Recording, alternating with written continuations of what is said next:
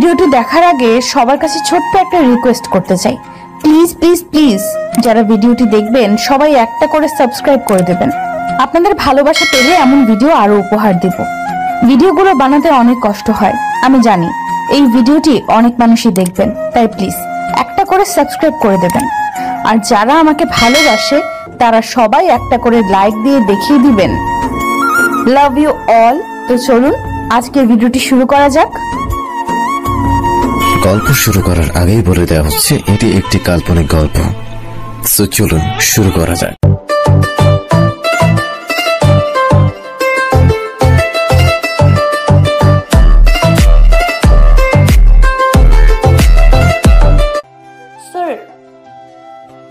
হ্যাঁ। তারপর ইয়াশ কিছু ফাইল রশনিকে দিয়ে বলল, এগুলো কালকের মধ্যে কমপ্লিট করে রাখবেন। তারপর ইয়াশ আবার নিজের কাজে লেগে গেল। রশনি এটা দেখে ভীষণ অবাক হলো। স্যার তাহলে আমি আসি? জি আসুন। রশনি অবাক হয়ে বেরিয়ে পড়ল। রশনির খুব অবাক লাগছে কারণ ইয়াশ আজকে ওকে কিছুই বলেনি। রশনি মনে মনে বলল,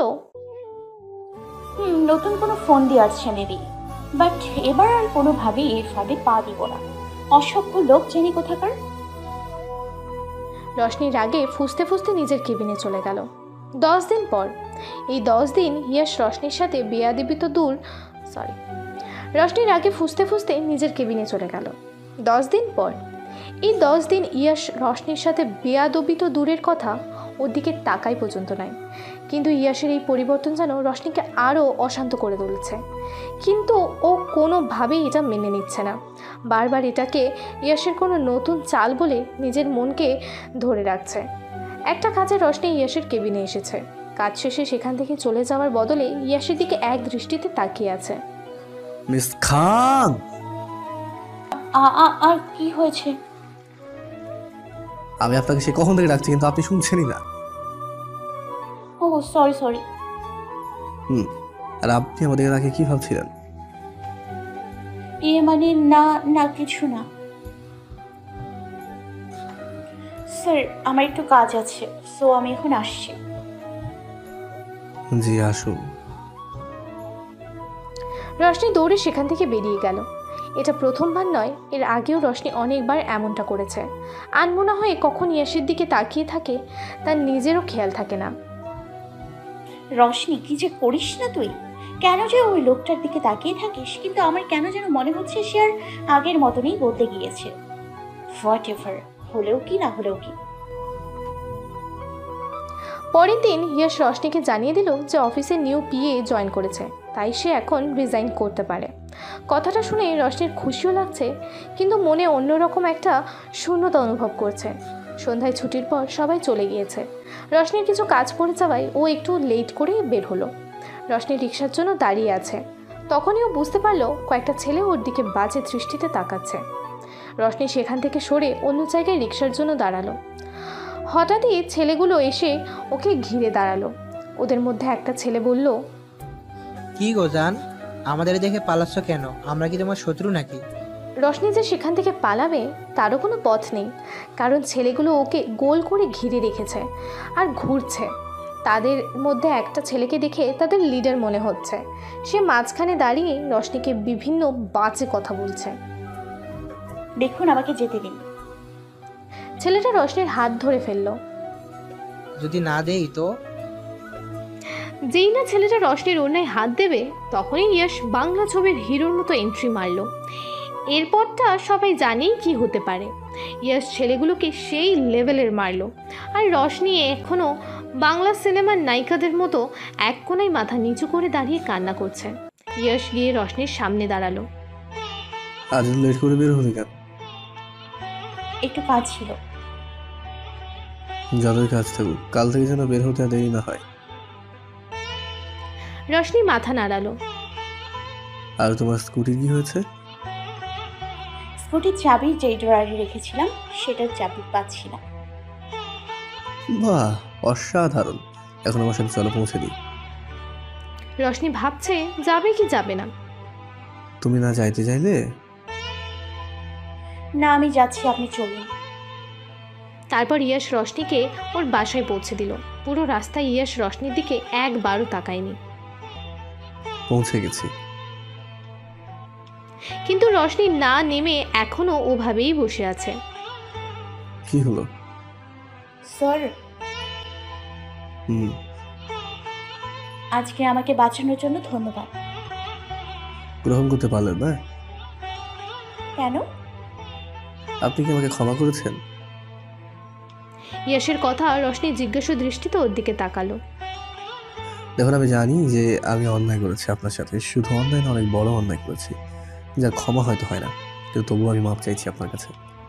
ইয়াশ হাত জোড় করে বলল, আমি আপনাকে ক্ষমা করে দিয়েছি, কিন্তু প্লিজ এভাবে হাত জোড় করবেন না। আপনি সত্যি আমাকে মাফ করে দিয়েছেন? হুম, আপনি জানেন না যে আপনি আমাকে কতটা শান্তি দিলেন। ইয়াশ ওর হাত বাড়িয়ে দিয়ে বলল, can we be friends? Roshni কিছুক্ষণ ভেবে ইয়াশের হাতটা ধরে বলল, we are friends now. Thanks Miss Khan. আচ্ছা, আপনি এবার বাসায় যান, বেশি লেট হলে আবার আপনার ফ্যামিলি চিন্তা করবে। হুম, তারপর রশনি ভেতরে চলে গেল। ইয়াশ কিছুক্ষণ ওখানে বসে রশনিদের বাড়িটা দেখে নিল। তারপর কিছুক্ষণ ওদের বাড়ির নেম প্লেটটা দেখলো।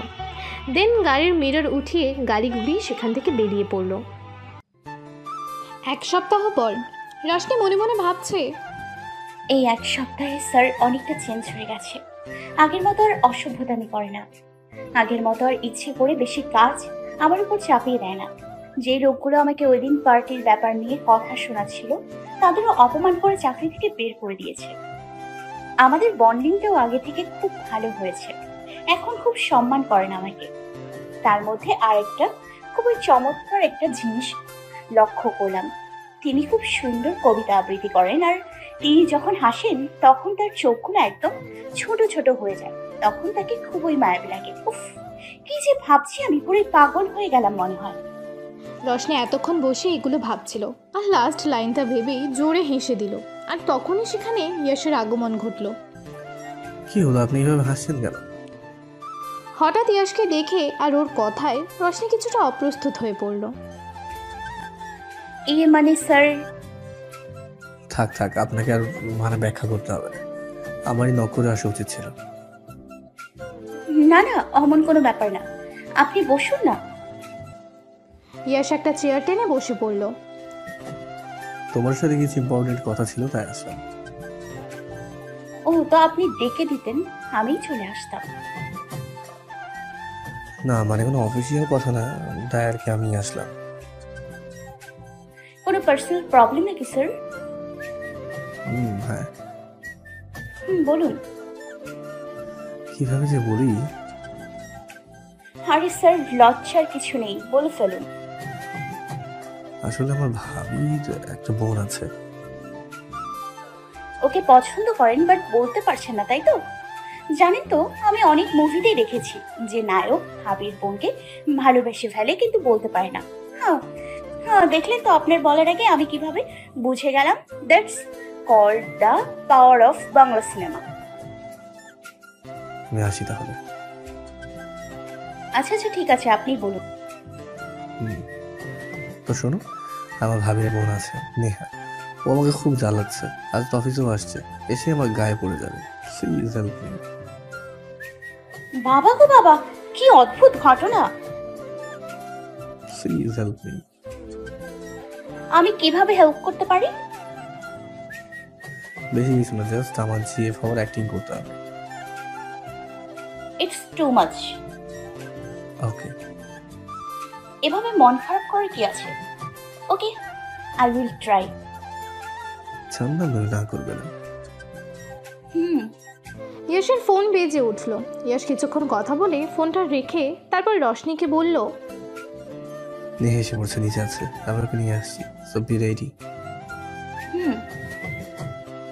ইয়াশ নিচে গিয়ে নেহাকে নিয়ে আসলো।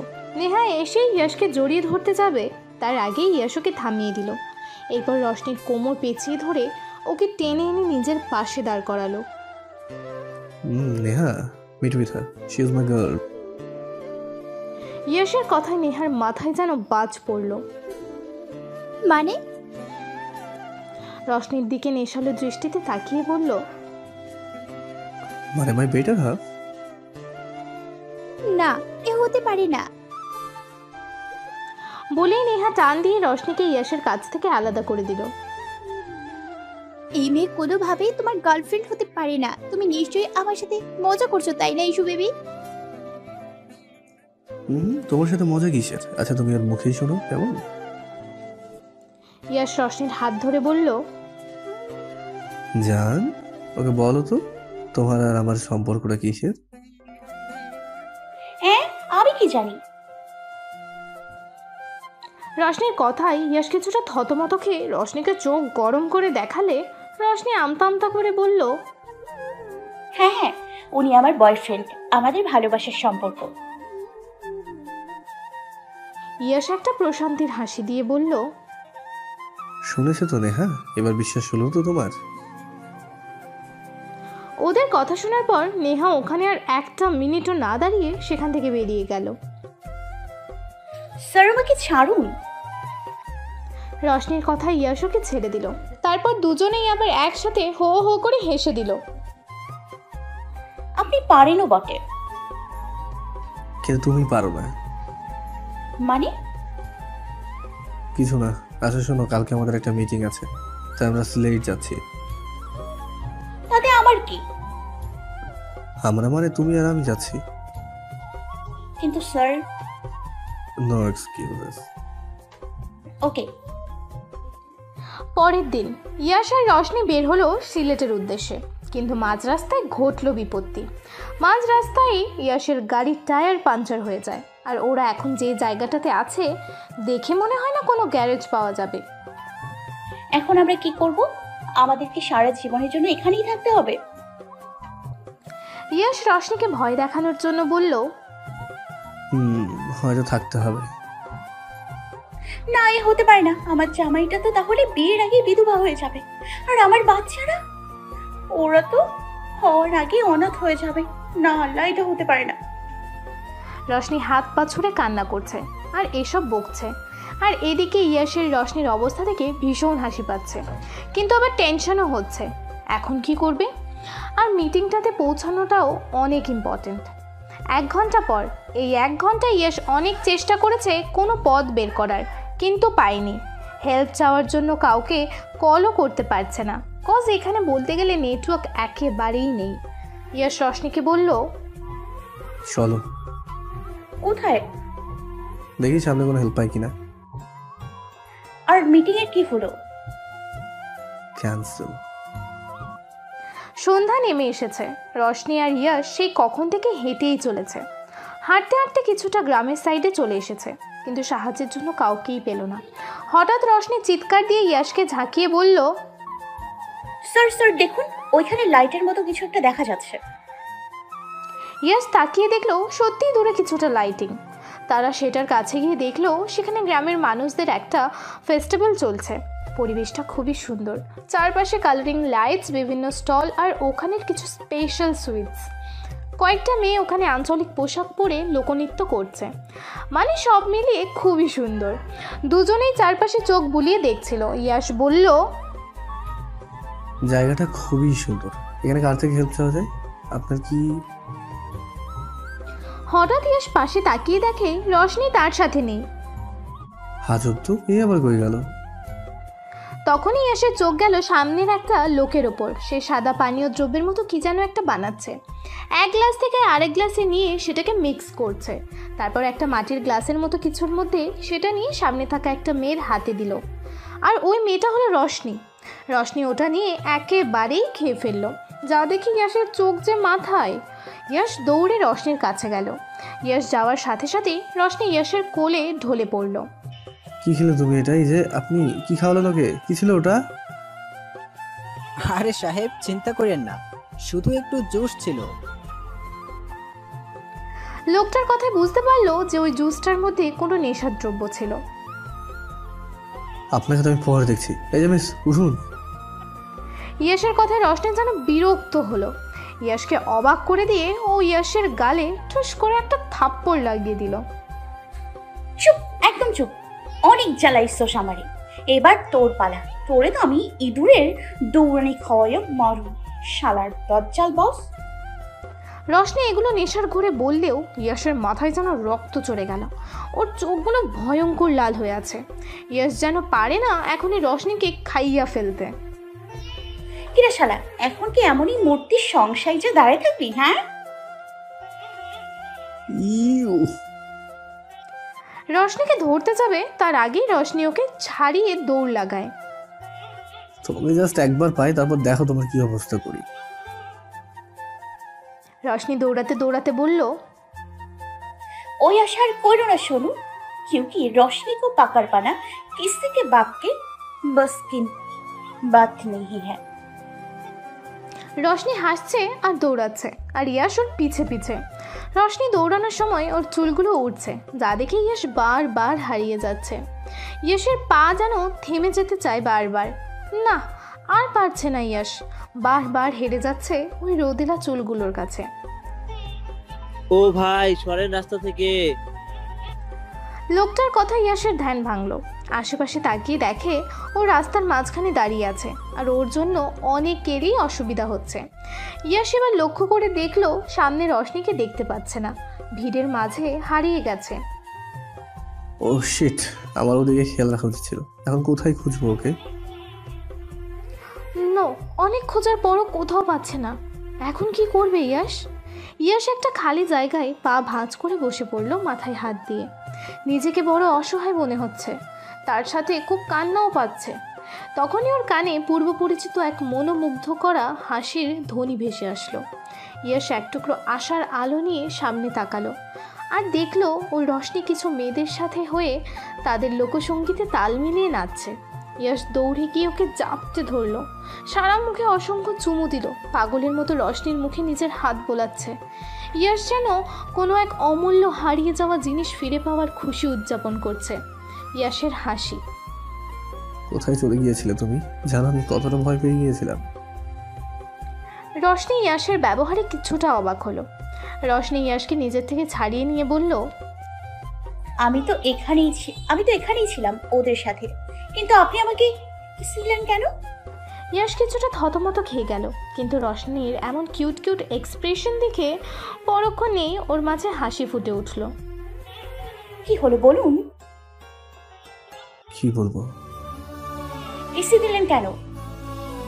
কেন, ভালো লাগেনি? ইয়াসের এমন অদ্ভুত প্রশ্নে রশনি যেন লজ্জা পেয়ে গেল। কি হলো, লজ্জা পাচ্ছ কেন? এইভাবে লজ্জা পেলে কিন্তু আমার আরো কিছু করতে মন চায়নি। আমি গেলাম।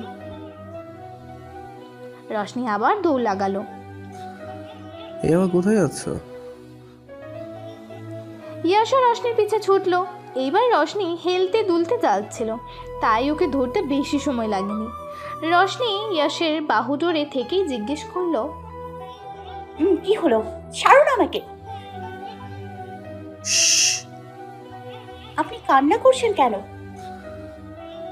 আমি কখন কান্না করলাম?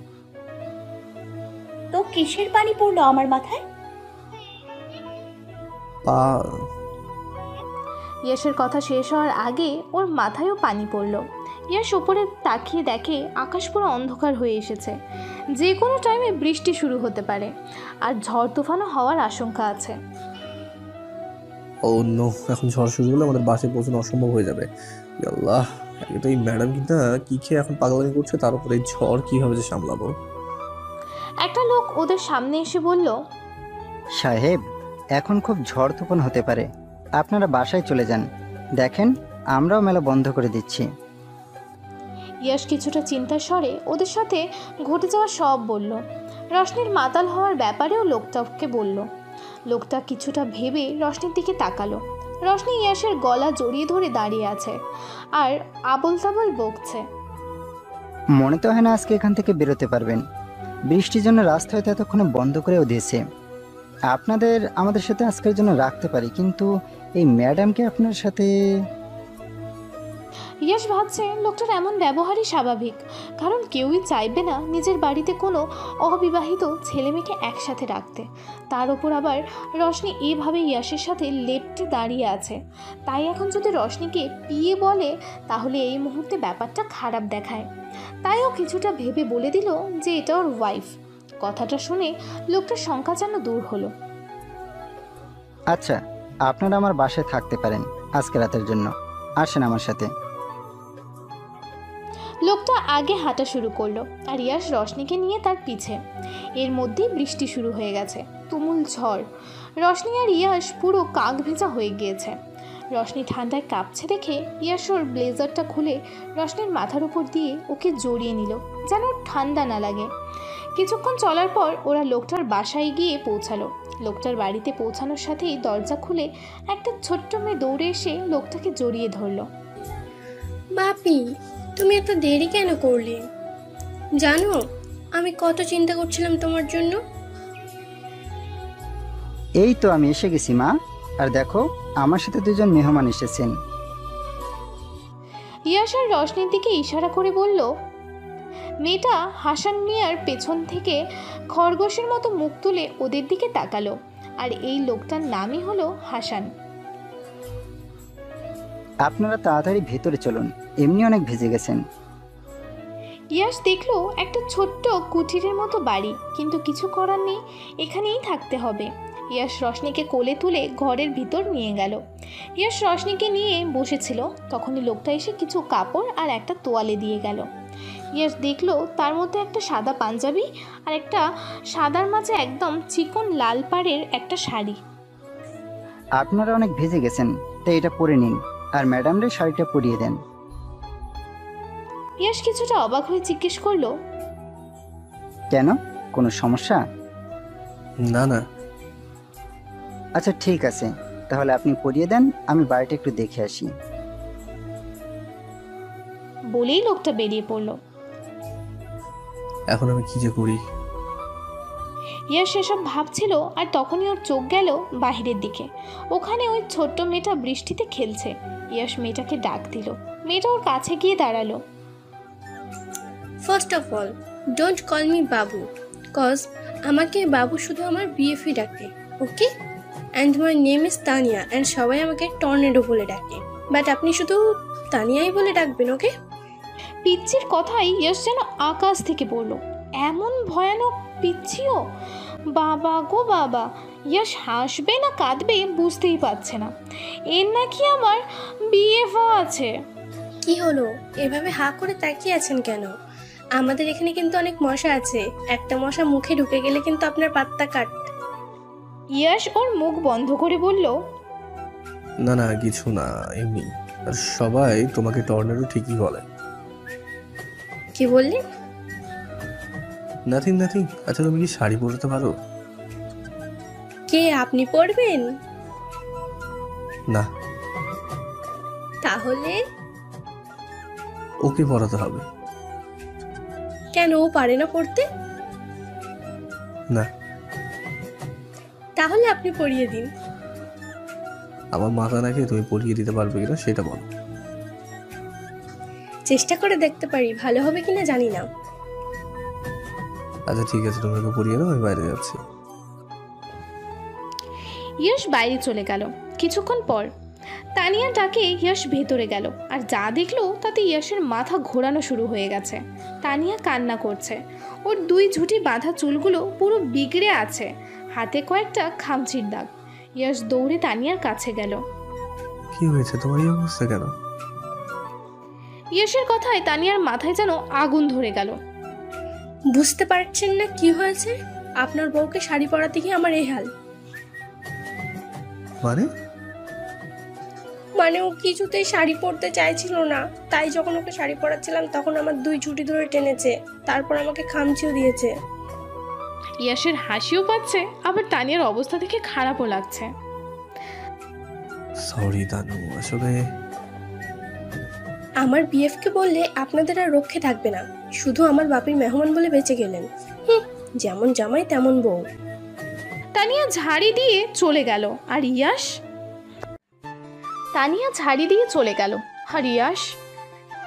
ও তো হ্যালো বন্ধুরা, আমাদের এই চ্যানেলের জন্য কিছু সংখ্যক ভয়েস আর্টিস্ট লাগবে। আগ্রহীরা নিচে দেওয়া নাম্বারে অবশ্যই যোগাযোগ করবেন। হাসতে হাসতে ইয়াশের চোখ গেল রশনির দিকে। ও এক সাইডে গাল ফুলিয়ে বসে আছে, পরনে ওই সাদা শাড়িটা। সবই ঠিক ছিল, শুধু কুচি দেওয়া নেই, শাড়িটাতে শুধু পেঁচিয়ে রাখা হয়েছে।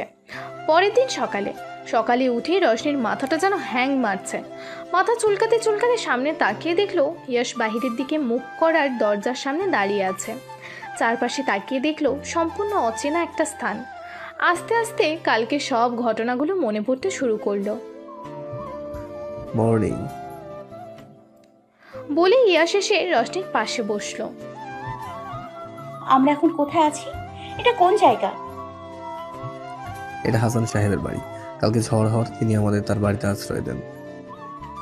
ও, তারপরই ওর চোখ গেল ইয়াশের আর নিজের দিকে। এটা কার শাড়ি? আর আমাকেই বা কে পরিয়ে দিল? কাম ডাউন, সব বলছি। তারপর ইয়াশ ওকে কালকের ঘটে যাওয়া সব বলল, সাথে তানিয়ার কথাও। ইসরে, বেচারির সাথে কি জুলুমটাই না করলাম। ইয়াশকে সাদা পাঞ্জাবিটাতে অনেক হট, থুকু, সহজ সরল, ভদ্র লাগছে। রশনির চোখ যেন ওর ওপরেই আটকে গেল। লজ্জা শুধু আপনার না, আমারও আছে, সো প্লিজ এইভাবে দেখবেন না। ইয়াশের কথায় রশনি খুব লজ্জা পেল। ঠিকই তো, কেমন নির্লজ্জের মতো তাকিয়েছিল। উঠেছেন তাহলে আপনি? কারো কণ্ঠ শুনে ইয়াশ আর রশনি দরজার দিকে তাকালো। তানিয়া দুই হাত গুজে দাঁড়িয়ে আছে। দেখেই বোঝা যাচ্ছে রশনির ওপর থেকে রাগ এখনো কমেনি। রশনি, এটাই হলো ওই Tanu. Excuse me, it's Tania not Tanu, so called me Tania. Roshni ইয়াশের রিয়াকশন দেখে মুখ টিপে টিপে হাসছে। অ্যান্ড ইউ, তুমি জানো কালকে তুমি আমার কি অবস্থা করেছিলে? শুনেছি। And I am really সেমফুল for my behaviour, sorry. Yeah, it's okay. সন্ধ্যার সময় রশনি আর ইয়াশ এখন বেরিয়ে পড়েছে বাসার উদ্দেশ্যে। ওদের গাড়িও এখন ঠিক আছে। আপনাদের সাথে পরিচিত হয়ে সত্যি খুব ভালো লাগলো। যদি আবার কখনো এই গ্রামে আসেন তাহলে আমাদের বাসায় অবশ্যই আসবেন। আমাদেরও খুব ভালো লেগেছে আপনাদের সাথে পরিচিত হয়ে, আর বেশি ভালো লেগেছে এই টর্নেডোর সাথে দেখা করে। তানিয়া মুখ ভেঙচি দিয়ে দাঁড়িয়ে আছে। ইয়াশ ওকে খ্যাপানোর জন্য ওর গালটা টেনে দিল। ইউ? আচ্ছা, আসি, ভালো থাকবেন আপনারা। And once again thank you. Bye Chhutki.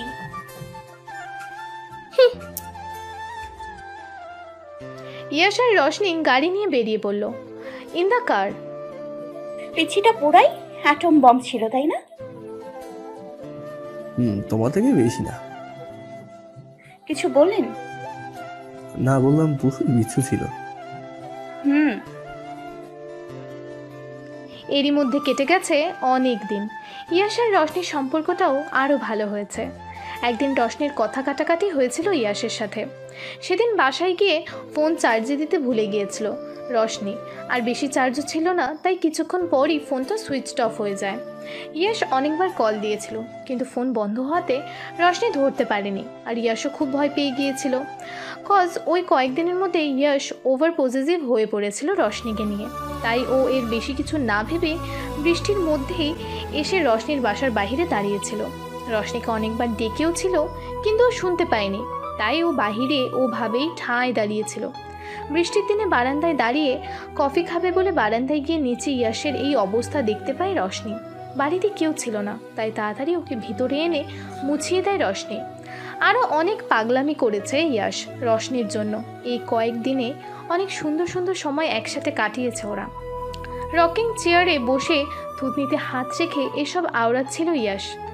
ভাবতেই তার মুখের কোণে হাসি ফুটে ওঠে, কিন্তু পরক্ষণেই তার নিমিষে গায়েব হয়ে যায়।